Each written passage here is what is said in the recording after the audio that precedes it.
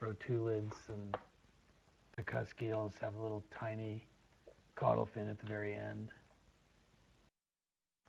Everything's kind of long tapered when you think about it. That's kind of what it seems like down here. More eel-like for all the fish, except the morids. Yeah, I heard it was like an energetics thing, that like the sinusoidal eel-like swimming is more efficient in general, so they don't do so much with like the pectorals and stuff. That makes sense. Yeah.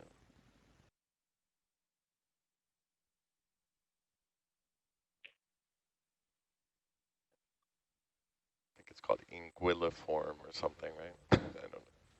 Guilliform motion. Yeah. Like an eel. Yeah, like an eel.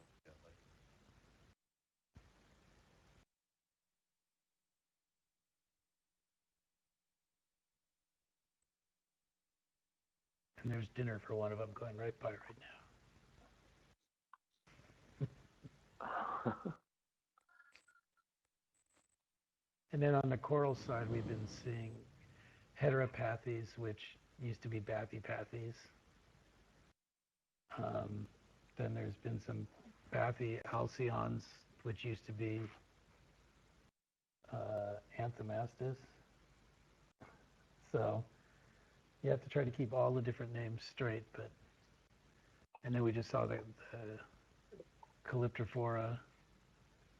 And they did see one Chrysopathes, I think, earlier, or Chrysopathes, depending how you say it. And they also saw some bamboos.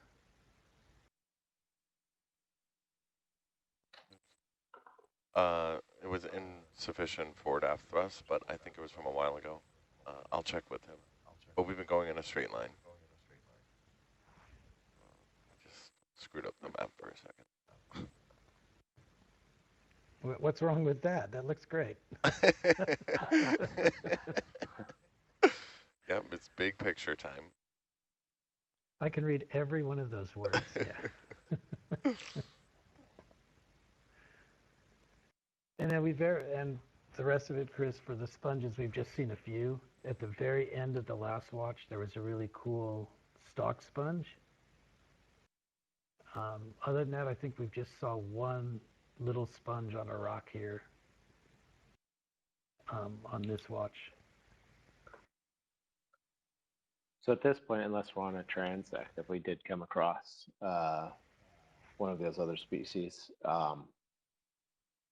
we can go into collection mode? Correct. Okay.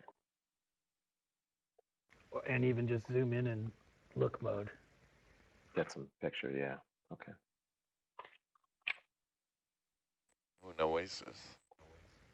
Like right here. Let's just zoom in on this rock because it's something to do.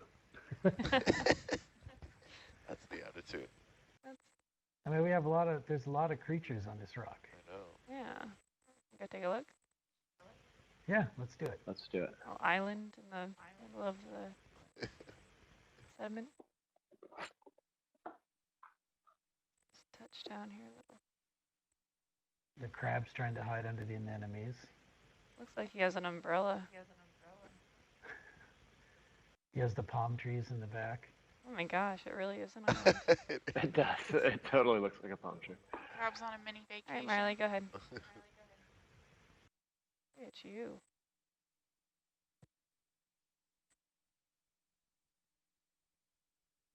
Huh. And we kind of slowly zoom around all of it Oh. at some point.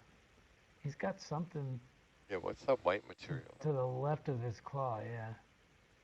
It's like spongy looking. Right? Like he was eating something. Oh, look some how of cute. it. Oh, was, nice. Like, leave me alone.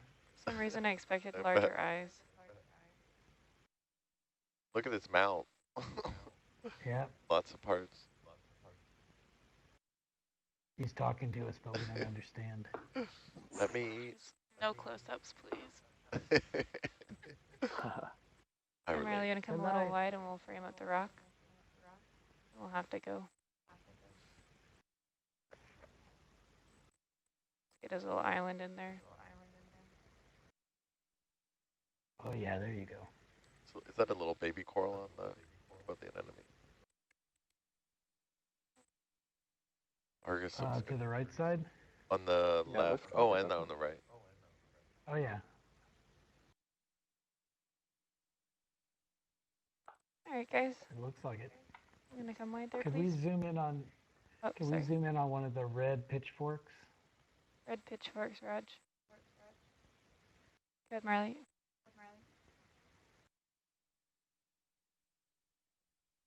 Because that way we can see all of those. Yeah, there's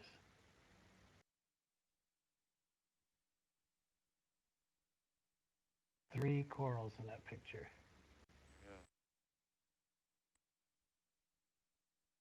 So it's a white Ecleptophora then? It sure looks that way.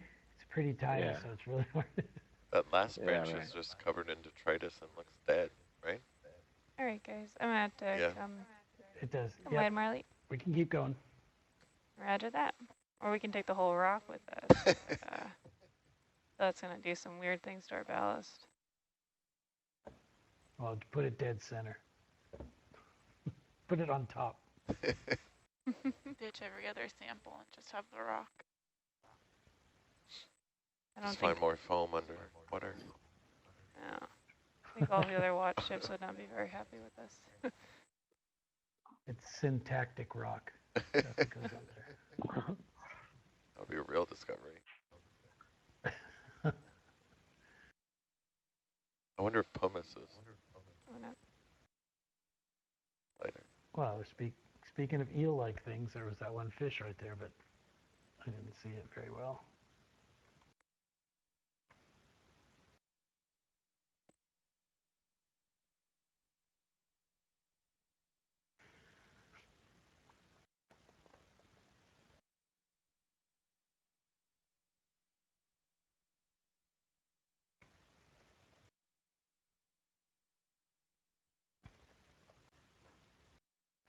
Bridge.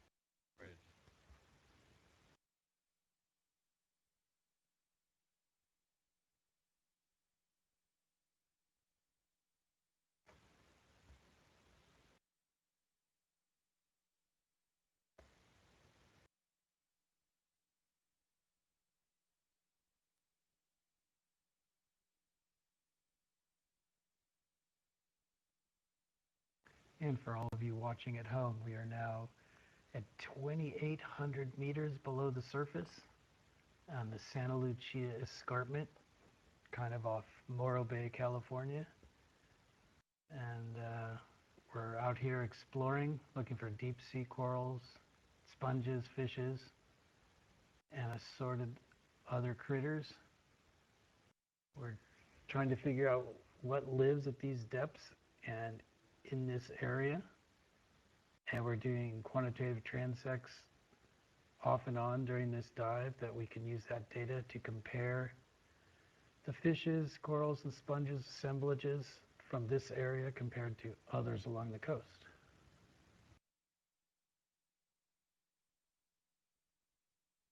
And right now we're just kind of exploring and seeing what we can find down here.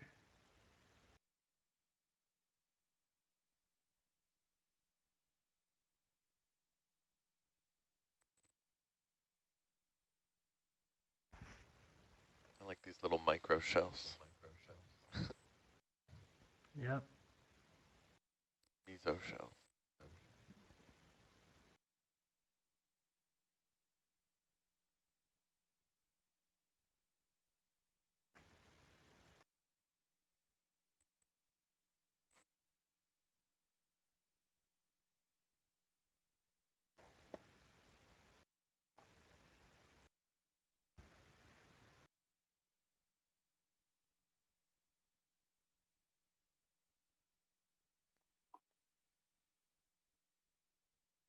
I was on mute for a second. I forgot to unmute, but I just wanted to add this area is also under consideration as it's been nominated. I guess 5 years ago it was nominated as a to become a federal national marine sanctuary.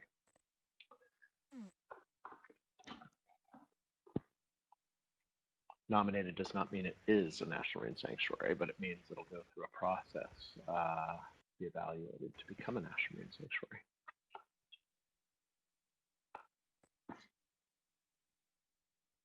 which would be pretty cool. This is the first time anybody is surveyed with cameras and things at this depth, and all the stuff that we're seeing right now is the first time anybody's seen this.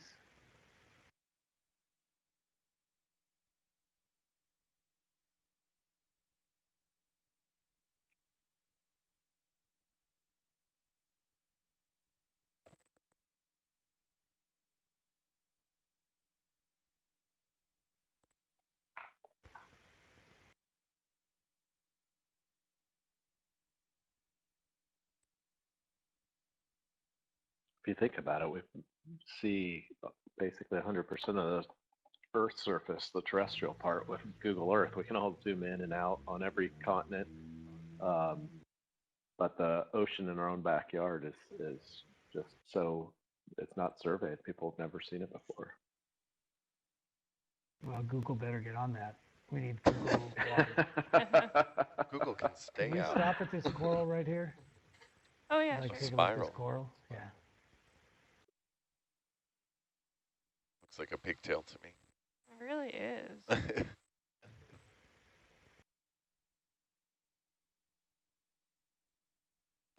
All right, Marley, go ahead.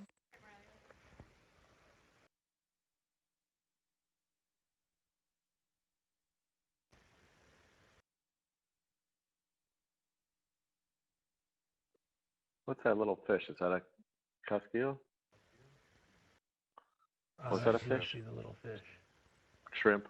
I might have been just a little shrimp, I think, right underneath it. oh, towards the base. Oh, sure. Yeah. Yeah, looks like a little shrimp. Shrimp, amphipod, something. Yeah, I I think see. they already collected one like this, so we don't need to collect it. So I think this might be a radiceps.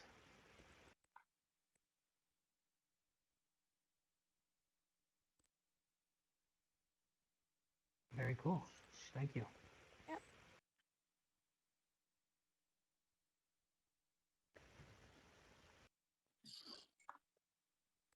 4-0. Reg. Just so you guys know, we're 220 meters from the end of the last transect, but whatever. You're done exploring. I have no stake in it either way. Yeah, you want to see some fun stuff. Yeah. There we go. Sure, if we want, if the boat's all moving in the same direction, we still have a ways to go before the next point. We could run a transect toward it. Sure. Yeah, that's good with us. Yeah. How far do we have to that next one? The next one's like 310 meters. Roger that. Plenty of space. D. All right. We got plentiful time. Oh, I got a good heading here. Yep.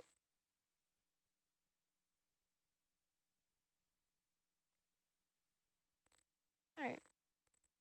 Mark it.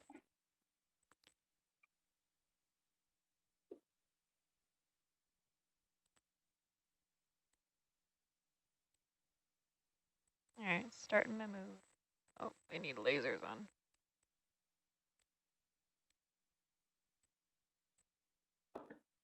Actually, let me just square up on the camera. Sorry, guys.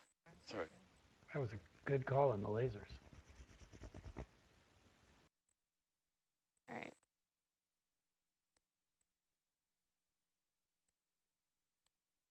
Starting my move now.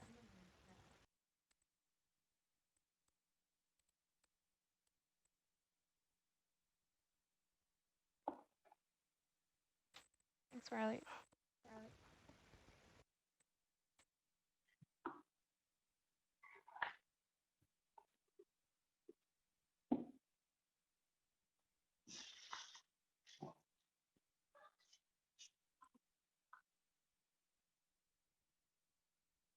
And we get a rock. It's off to a fast start.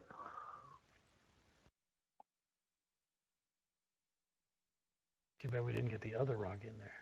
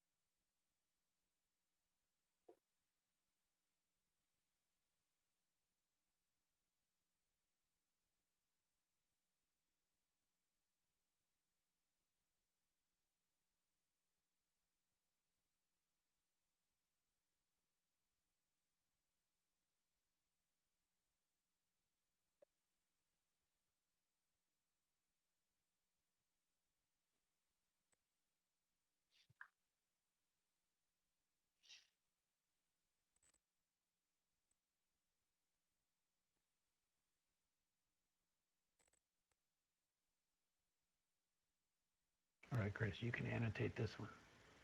There's so much to talk about. In addition to seeing lasers,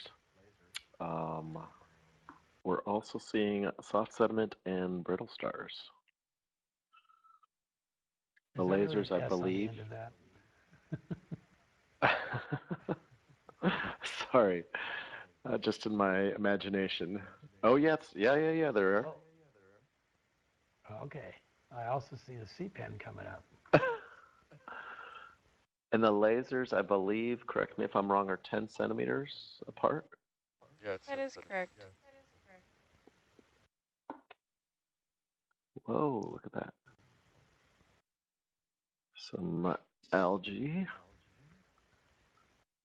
And so we get kelp that comes all the way down from the shoreline, works its way out because we're a ways off the coast here, and then it sinks to the bottom and it provides food for countless animals. And there's a pycnogonid right there going by, or just leaving, a sea spider. You're doing good though, I was just adding stuff. That looks like macrocystis, I believe. The kelp It did look blades like that. can be or approximately a foot long. They can get longer than that. The kelp plant can grow 1 to 2 feet in a day. The giant kelp, that is, macrocystis. Incredibly productive and used for harvested, not frequently, but out of Santa Barbara, just south of where we are now with the boat, there is a kelp harvester that'll go out and they cut off the top several feet of the plant, but leave the holdfast attached in the majority of the plant, and it'll regenerate very quickly.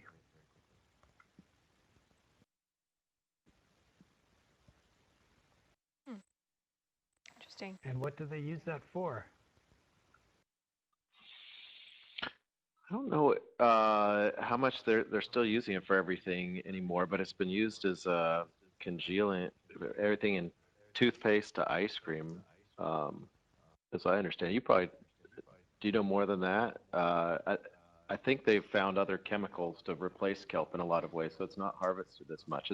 They used to harvest it at the Channel Islands National Marine Sanctuary, but they don't go out that far, and there's fewer people in the business, I think. Yeah, the only thing in Monterey area that they do is they have harvesters who go out and they use it for the abalone farms. Oh, yeah. Yeah. I think that's true here, too.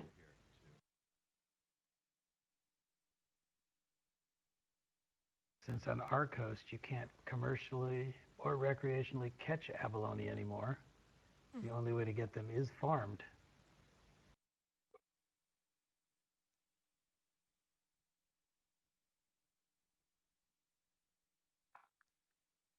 Yeah, multiple species out here are federally listed and critically endangered, like the white abalone.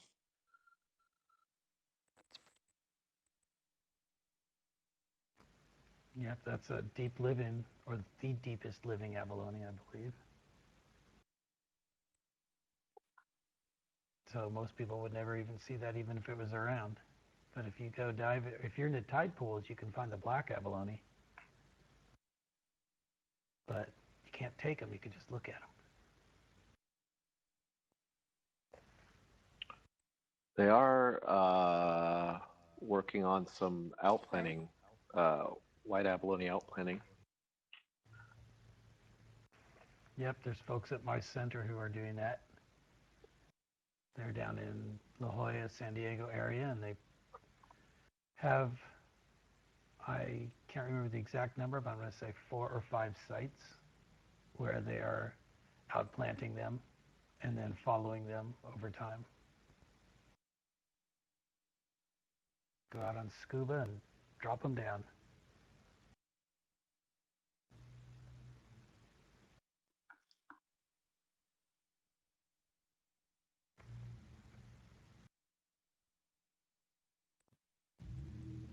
One of the tricks that they're learning from the aquaculture trade is how to rear white abalone, and they've proven to be more difficult than some other species, but they're finally getting it down. And I know you can go see loads of the juveniles at the Santa Barbara Sea Center right here if you're happen to be crossing by this town. I think they're working in partnership with the folks at your center, Tom. Yeah, they are. So my center is the Southwest Fisheries Science Center. Chris and I both work for NOAA, but in 2 different groups. I'm in the National Marine Fisheries Service, and he's in the National Ocean Service. Both of us work in the water and for the betterment of all the living critters, but in different aspects.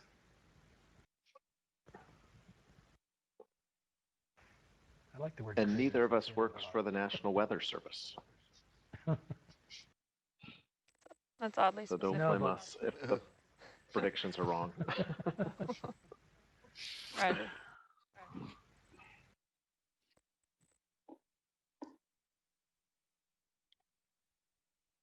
Just to be clear, I am continuing my narration. I just haven't seen anything yet.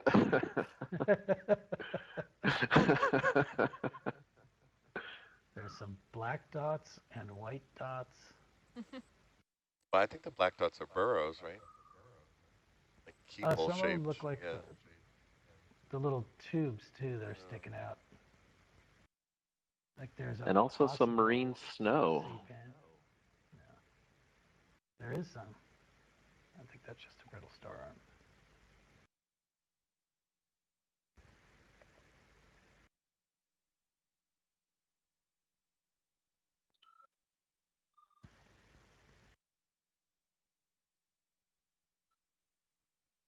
Those white specks that you see at the top right, kind of drifting by, are also known as marine snow, which is a type of particulate organic matter that is incredibly important to organisms of the deep. It helps, is a key part of the food chain, as plants and animals from the mainland and other parts of the ocean die and break down.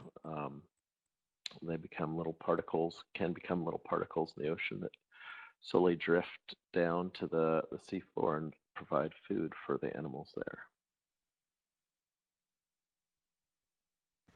And later today, when we retrieve the ROVs, you'll be able to see that for an hour and a half.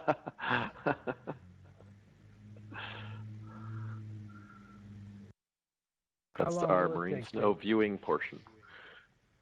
Yes. How long does it take to bring the ROV up from 2,800 meters? Yeah, so we usually come at about 15 meters per minute. So the 186 minutes. So 3 hours. Yep. But It's a lot of viewing time. yeah. We're going to Hopefully be get some. bringing on the marine snow expert for that. I think we're all marine snow experts. Particulates, larvation house. So just like being on the bottom, when you're in the midwater, you can see all sorts of interesting things. Yeah, sure. So you never know what you're going to come across. There could be a giant squid sitting right above us right now. It's what I'm hoping for always on blue water. It's hard to ID the mesopelagic fishes on the fly for me. I wish I could get a little better at that, but yeah, I mean, we'll definitely go through some scattering layers that are, Yep. yeah, but we've been getting a lot of those pyrosome layers. They just seem so dominant under the mixed layer. Someone was saying that that wasn't the observation from several years ago, and now it seems to be. And it's been across a lot of horizontal sampling space that we've dove. It just seems super dominant. Yeah, the pyrosomes seem to have moved northward, or they were here and now they've just become more abundant. Yeah. Because they're a lot of times all over. And a few years ago, I guess 2 years ago, when we were doing the express cruise up and down the coast, they were all over. And it would be like on the bottom, all you saw was little purpley sticks, or they're pickles, as people call them. So they were all over. In the water column, they were all over. They were everywhere. I know. Crabs Morphologically, they're not that exciting. No, they're not. But it's to think about things like that, that somewhere, like when they get to the bottom, we were watching crabs and anemones and things just chowing on them. And it's just like, it doesn't seem like there's that much nutrition out of them, but things get eaten. Like you're saying the other day, nothing goes to waste.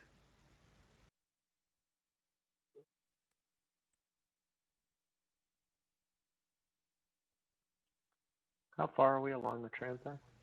Yeah, we're 120 meters in, so 80 meters left.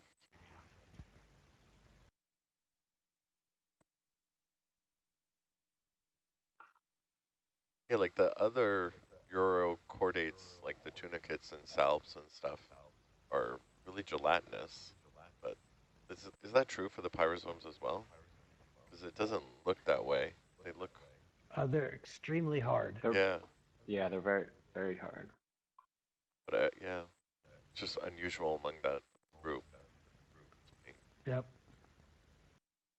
Yeah, we were doing scuba dives off of the Channel Islands and seeing them all in shallow water, and then we're doing ROV dives and seeing them all in deep water.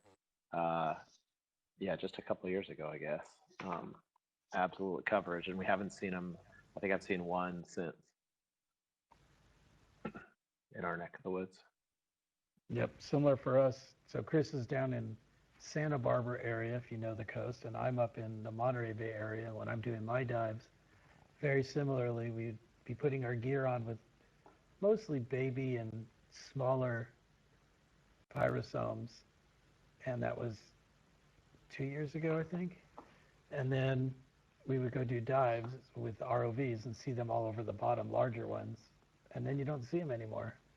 But there have been a few dives on this cruise that we've gone through a lot of them. So they're still around. They just might be not as widespread across the whole coast. That boom and bust is common in the oceans. We had those, and you guys, I think, get them up there too, maybe even more frequently than we do, those pelagic red crab booms where all of a sudden the beaches will be just covered with them. We've had them over a foot deep. Yep. Chloricandis, is that the, yeah, okay. Yeah. We've had them over a foot deep at the islands. Yeah, we've had, when I was in graduate school, my major professor was doing a round-the-clock feeding study on, what was it, gopher and black and yellow rockfish. And we'd be doing these dives at midnight, and all you'd see is red dots as the light would go around because there was just all these red crabs everywhere. And be like, oh, look, everything's red. And then you go through the stomachs, all the stomachs had red crabs in them. And so basically, well, don't want to say it's a bust, but you know, you do a survey of, hey, what are they eating? And that's all they're eating for 5 months is red crabs. It's like, and their guts are always full because there's so many of them. It's like, okay, I guess we'll have to do it next year. Did you come up with red crabs in your BC and wetsuit? And Oh yeah, they're everywhere. Hey, we have a coral. Lone coral.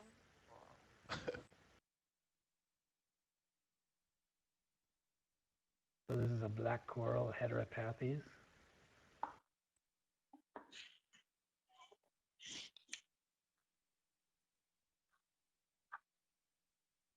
Used to be Bathypathes, and they change it all out the names to confuse me. So all you heard Meredith on the watch before, she is a geneticist, and she's one of those people that changes the names. So her and I discuss this frequently. Why do you need to change the name? Just leave it as it is.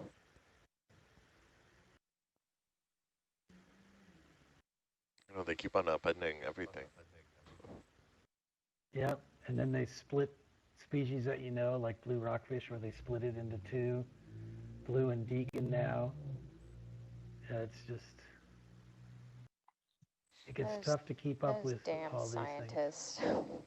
Yeah. Just make everything so complicated. I remember when Thank genetics showed that ctenophores are ancestral to peripheran sponges. I was like, what? No way. I don't know if they still believe that, but that was like 6 years ago. No, it was thought that the, Okay, well, yeah. so one thing that I'm seeing right now is a lot of sediment in the water. Something just stirred this up big time. Oh,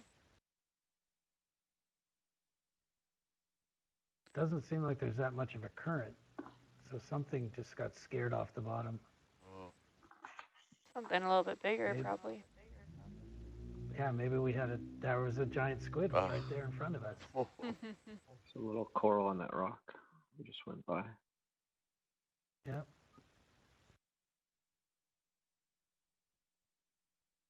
But that is one of the frustrating parts about doing this kind of work is you see that sediment plume that comes up and it's like, what was there? What was Rich. there 10 seconds ago?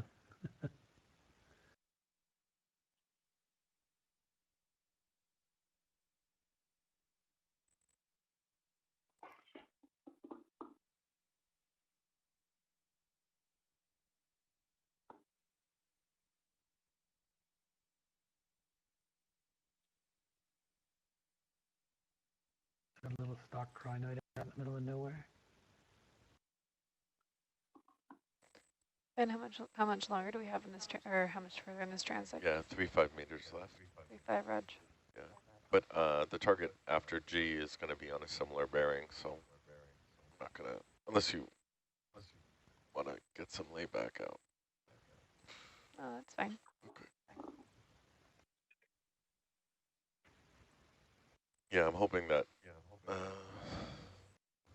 least according to the slope map, we'll get another slopey feature kind of halfway between the targets, which is about 400 meters away. Yeah, Roger. that orangey area. Yeah. Okay. I always wonder what if we had come 40, 50 meters south? That is true. Just like right as you're leaving the bottom on a retrieval, it's like, oh, what is that? Oh, let's stay here. And you can't. Oh, I see something white. I think we have a primnode coming up.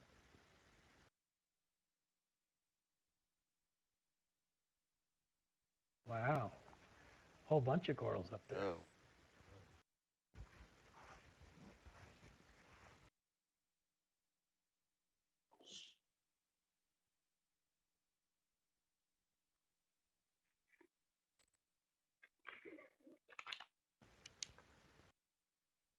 all look like Calyptrophora. Oh, maybe not. That last, the farthest one to the right might have been different.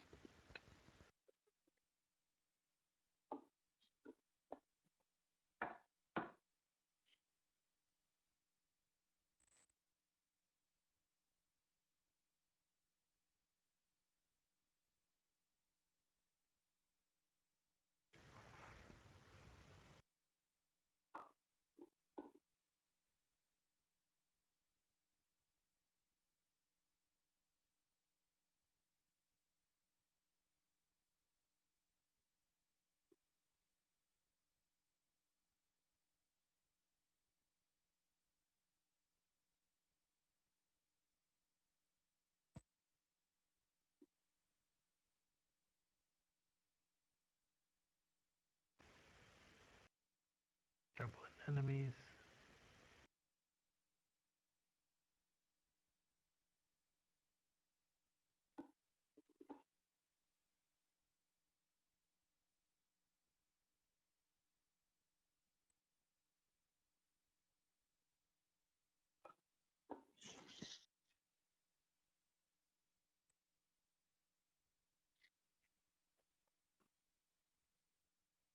Kim, can you come down on the delta a little, please?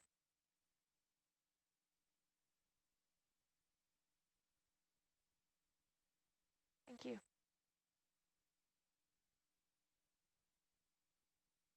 Not too fishy. Nope, I actually just wrote that into the notes right now. So, yeah, we've come 200 meters now, so we can call that the end. Roger that. And yeah, so we can sample and see about. Yeah, we just keep moving on the same heading, and we'll take looks and sample things if we find some new stuff.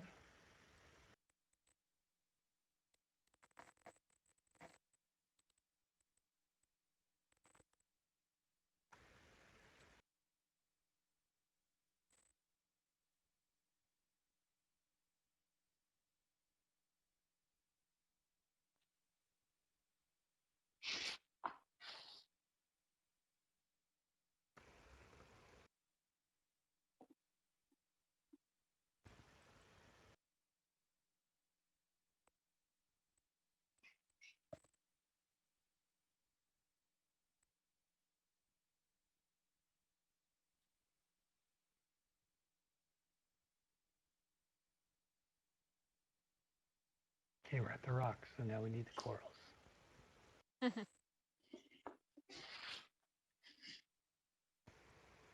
Oh, you got one up here. Yep, there is one up there. But only one.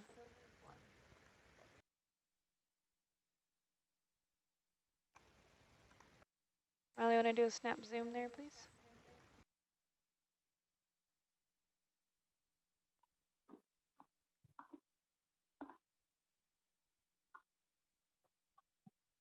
Very cool.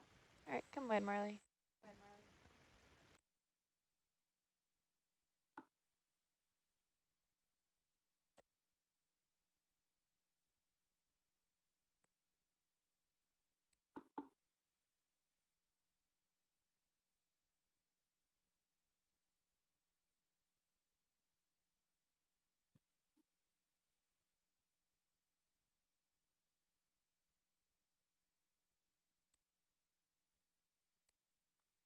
And there's a fish at the top. So see, we did find a fish. Yay.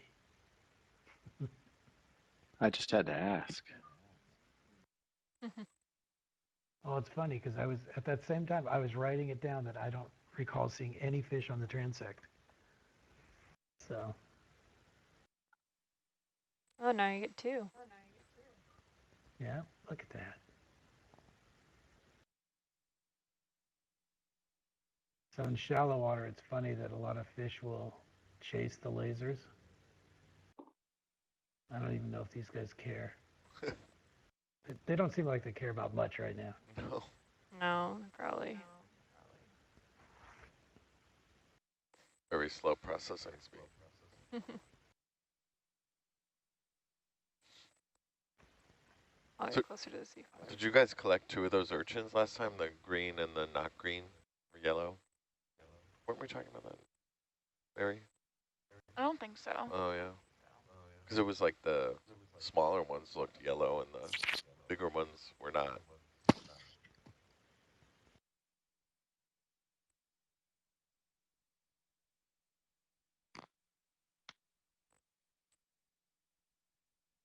Cam, you want to come on and down in the delta there, please?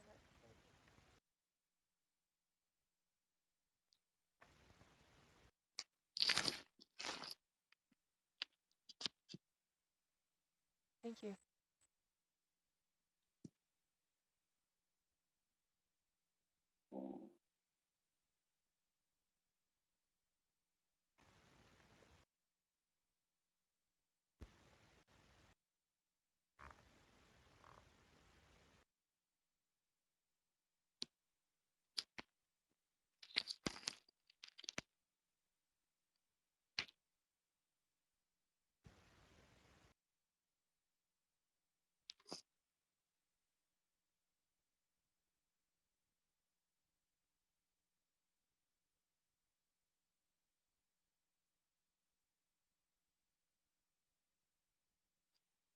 Yeah, so I can bring us to 130 after this. 130, Raj.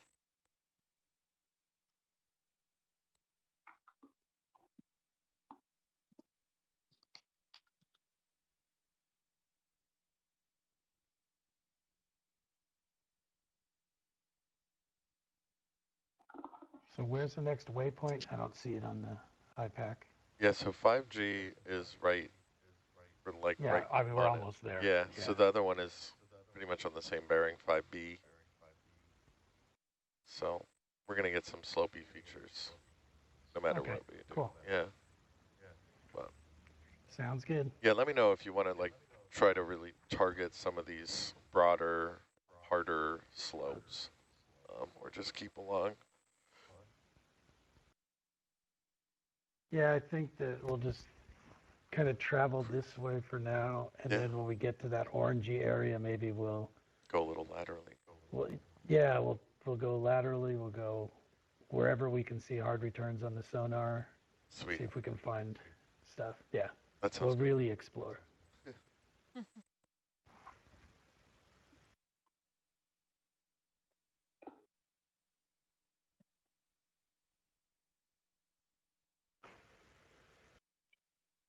Does that sound good with you, Chris? Since Yeah, so I'm trying to interpret HIPAC. So just that's a map of slope. Yeah, so it's kind of like, That, you can think of it like the derivative of the regular map. So this is, this whole feature is just like really gradually, or not so gradually, upslope, all kind of southwest to northeast. And that slope map is kind of showing an average of the change within these cells there. So the darker colors are going to be hopefully a little steeper. The Z direction change is going to be more. We also have backscatter for you, but it's a little coarse.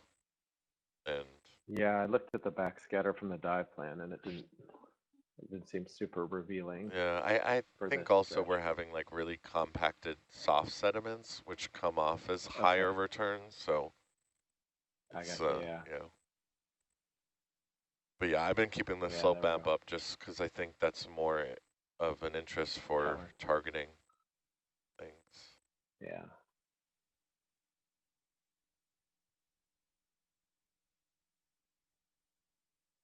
Yeah, I might just keep us on 140 until we get there so we can maximum.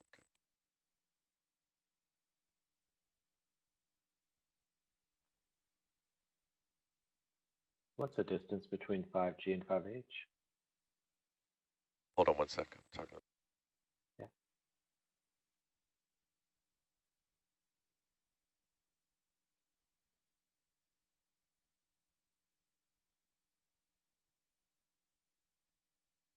Yeah, Chris, so it's about 850 meters between those two.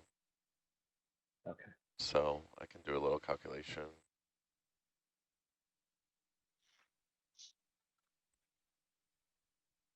Yeah, it's going to be like maybe an hour and a half, 0.4.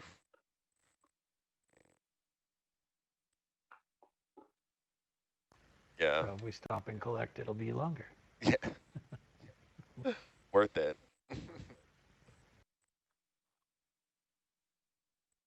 Just think of how much fun the sample collection will be, though. So Priceless. It will be. priceless. As everyone watches your every move. No pressure.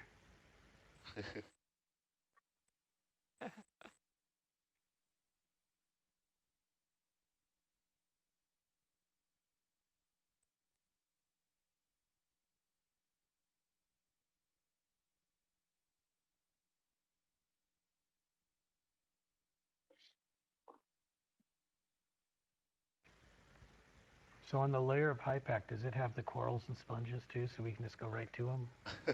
Only if you ask really nicely. It's High Pack 2021. Dang, we're just a little early. I'm just waiting for High Pack so that you actually have this depth information embedded in the file. You know, you have this raster 2D mat that you import from something that also has a Z value, but we don't retain that in the High Pack. So I think corals might be a couple millennia off. You know, that said, I think for areas now shallower than 1,200 meters, we actually do have the predicted deep sea coral distribution models that NOAA developed with BOEM, the Bureau of Ocean Energy Management. So we may actually have some of those layers for site selection for at least the work down here, which is a little bit down here being the Southern California Off-Channel Islands National Marine Sanctuary. We might have those. Those were utilized at some level for site selection. So were those modeled based off actual seafloor information, or is it more currents and a composite? It was a composite, but primarily, if I recall right, the most dominant predictors were some of the ones that you were just showing on HYPACK, the bathymetry, the slope of the slope, rugosity, complexity, all those measures, because they don't have particularly good deep sea current models, but they do have some. So they actually that they can ingest. Oh, so it's from shipboard multibeam then. It's not magically derived from satellite altimetry. They needed to actually map that. Okay, cool. Yeah.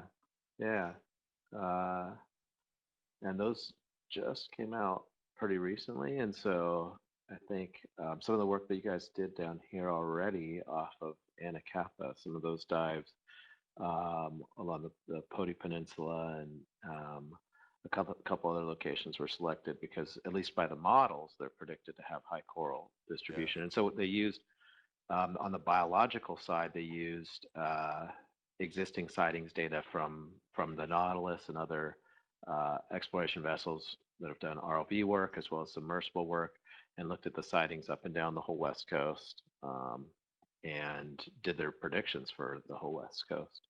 So that was the biological input into the model. Super cool.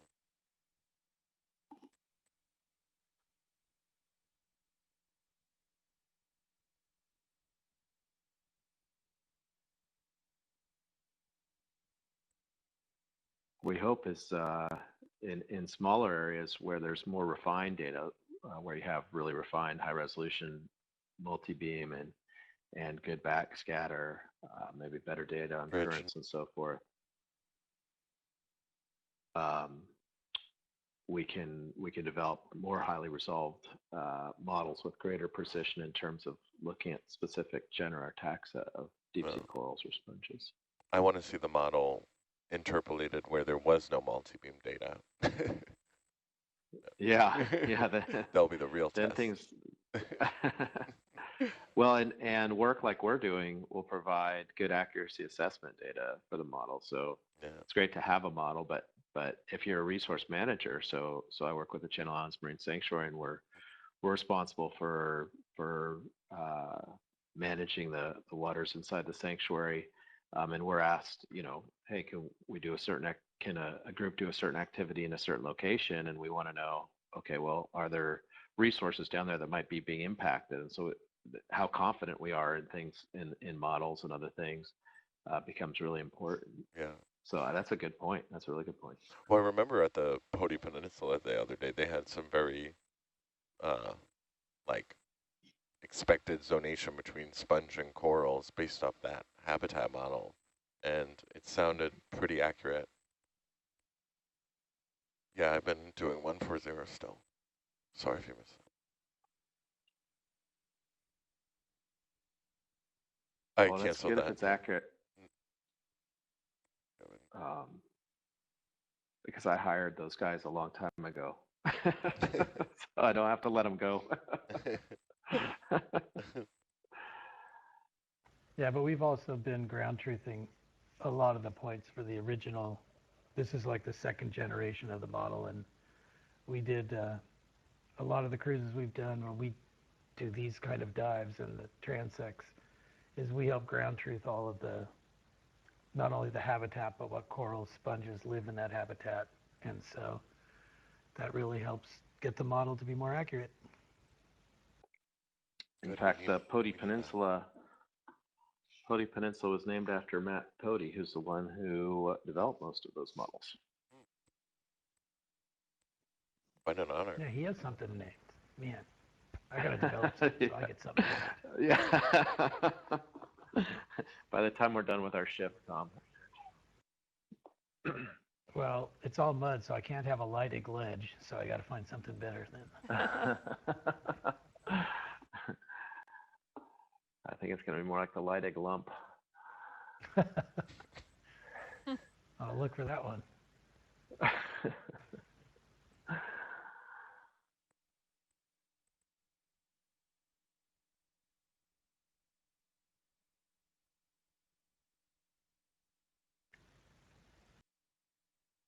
Grenadier, maybe we can count that as rugosity.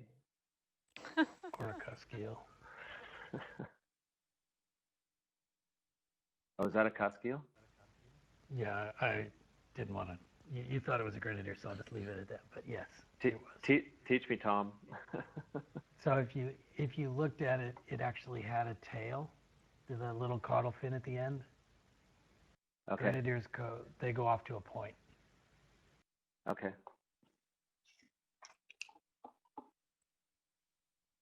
Go back, look it up. Look at the pictures. I'm on it.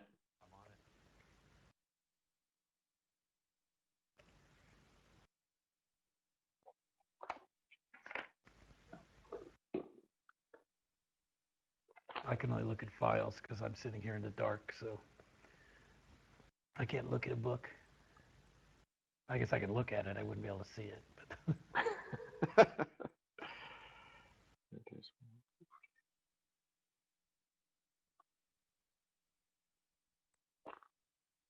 What's your preferred book?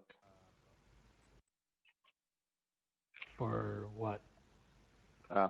For looking up things like the grenadiers and the cusk eels. I look up all of them. Resource. Yeah. Actually, the main thing. Oh, can we zoom in on this right here? Oh yeah, sure. This cucumber that. Cucumber. See its gut. Just because it's something different that we haven't seen. The rugosity. I don't think we've seen one. Terrain. Yes, but I don't think we've seen one on this watch. Well, then we gotta look at it. Go ahead, Marley. Yep.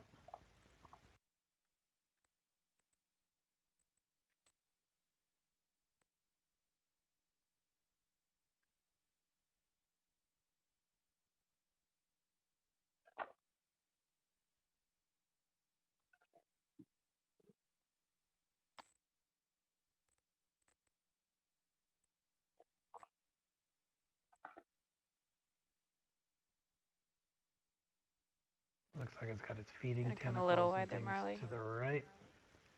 It's great.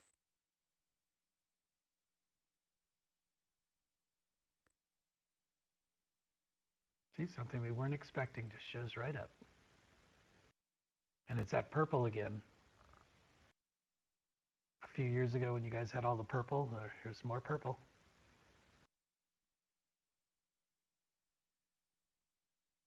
Wasn't the purple orb found down here?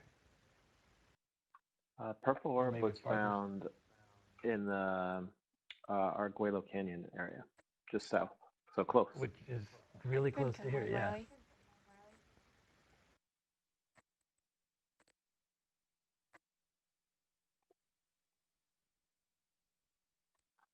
Yeah, I'm looking at the Cuskeel and the Grenadier pictures. Thank you.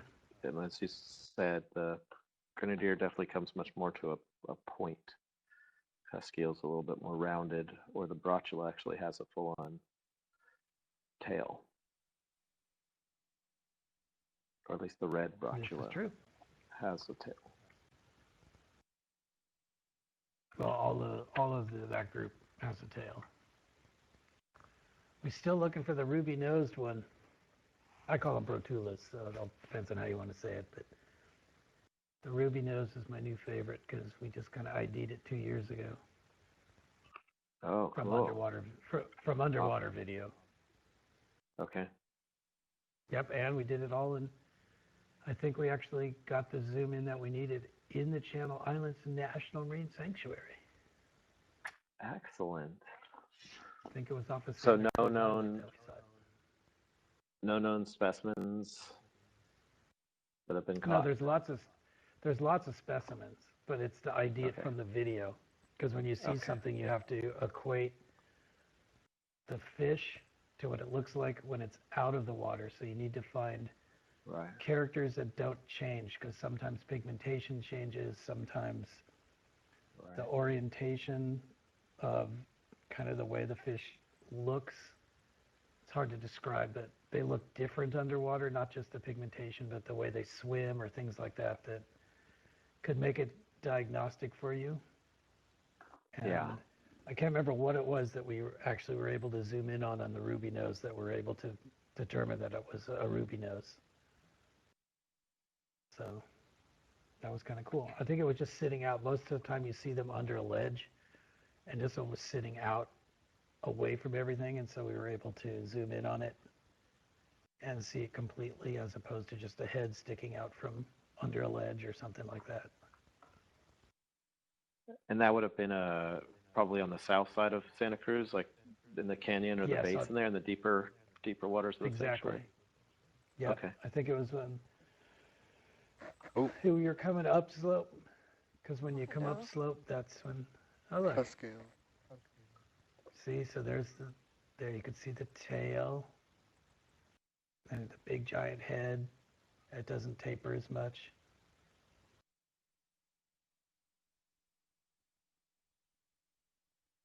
Can we turn the lasers off for a second?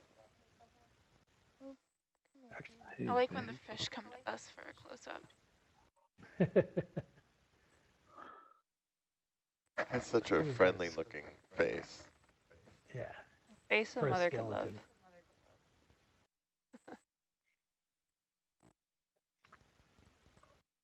So as I'm looking up the Cuskeels, a lot of them are about 30 centimeters or something, but this guy is significantly larger than that. This is a giant Cuskeel. All right, I It's need much another book larger. now.